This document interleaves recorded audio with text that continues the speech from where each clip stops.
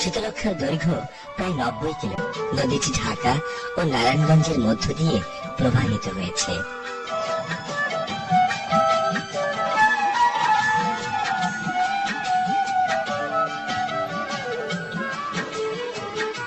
ঢাকার পূর্বাঞ্চলে বিস্তৃত বিল ও জলাভূমির ভেতর দিয়ে প্রবহমান বালু নদী।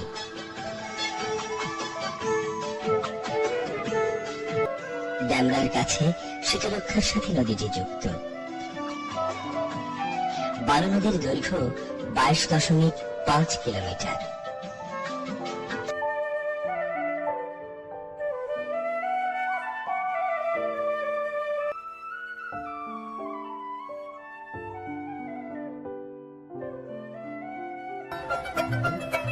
দেশের গুরুত্বপূর্ণ নৌপথ হাওয়ায় পণ্যবাহী কার্গো, অয়েল ট্যাঙ্কার, বাল্কহেড ও বহুতল লঞ্চের নিয়মিত চলাচল এই মেঘনায়।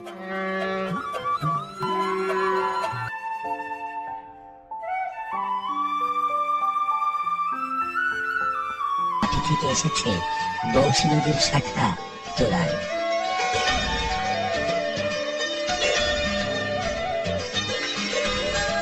নদীটি দরিয়াপুর হয়ে ঢাকার মিরপুরে কামরাঙ্গীর চরের কাছে বুড়িগঙ্গার সাথে মিশেছে।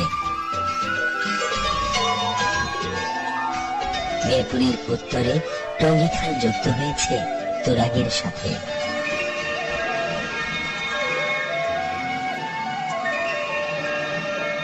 তোরাগের দৈর্ঘ্য প্রায় 71 কিলোমিটার, প্রস্থ 200 মিটারেরও বেশি।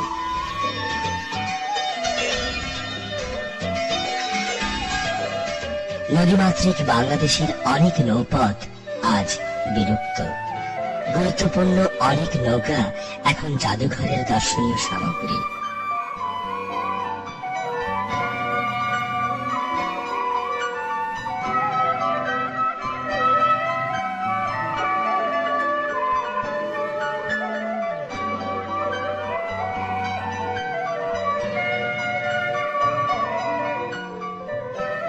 ঢাকায় বুড়িগঙ্গা ছাড়াও একসময় প্রচুর খাল ও নদী ছিল।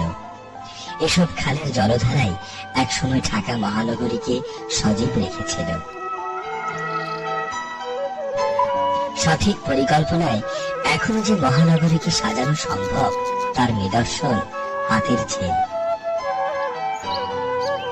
কল্পিত নৌ রুটের দৈর্ঘ্য 110 কিলোমিটার। নাব্যতা উন্নয়নে প্রথম পর্যায়ে সদরঘাট থেকে মিরপুর সেতু পর্যন্ত 16 কিলোমিটার এবং মিরপুর থেকে আশুলিয়া সেতু পর্যন্ত 13.50 কিলোমিটার ড্রেজিং করা হয়েছে। নৌ রুটে সদরঘাট থেকে মিরপুর চ্যানেলের প্রশস্ততা 200 ফুট এবং গভীরতা 14 ফুট। মিরপুর থেকে আশুলিয়া চ্যানেলের প্রশস্ততা 120 ফুট ও গভীরতা 8 ফুট।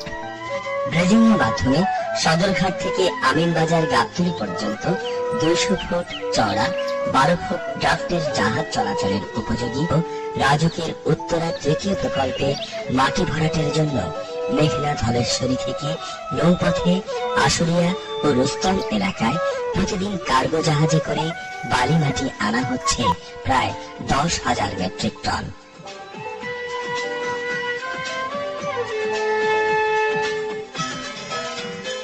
খুব শিগগিরই ঢাকার অভ্যন্তরে যানবাহন ও পরিবহনের চাপ কমে যাবে। নতুন কর্মসংস্থানেরও সুযোগ সৃষ্টি হবে, যা দেশের অর্থনীতিতে রাখবে মূল্যবান অবদান।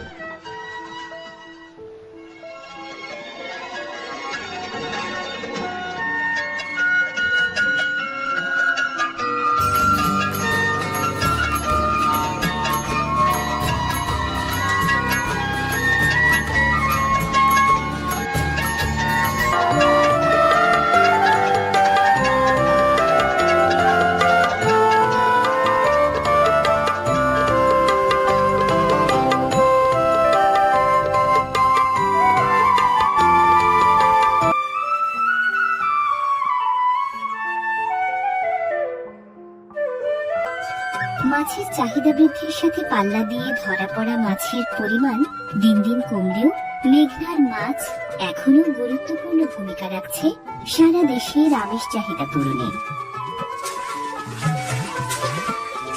মাছ ধরার টোপ হিসেবে জেলেরা সাধারণত শামুক ঝিনুকের গুঁড়া, ধানের কুড়া ও ভাত দিয়ে বানানো মন্ডা ব্যবহার করেন বাঁশের চায়ে।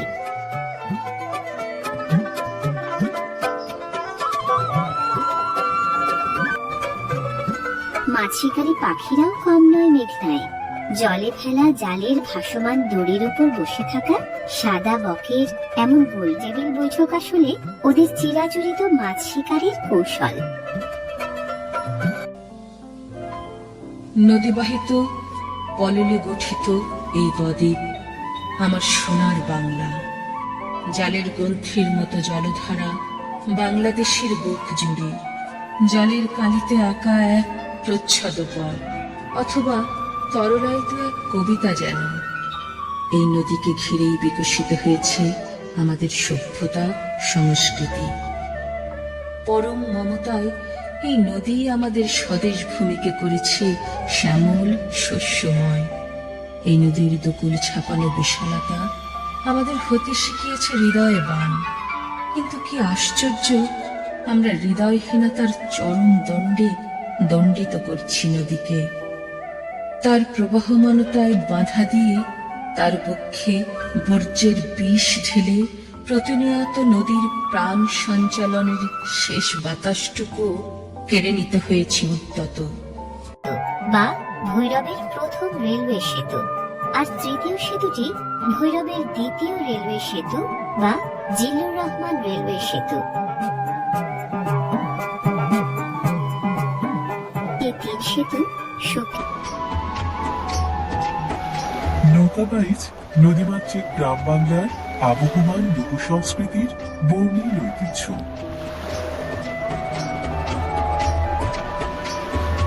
নৌকাবাইজের জলক্রীড়ায় পাল্লা দিয়ে ছুটে বাইচের লম্বাটে নৌকা, কে যাবে কার আগে, দারুণ প্রতিযোগিতা।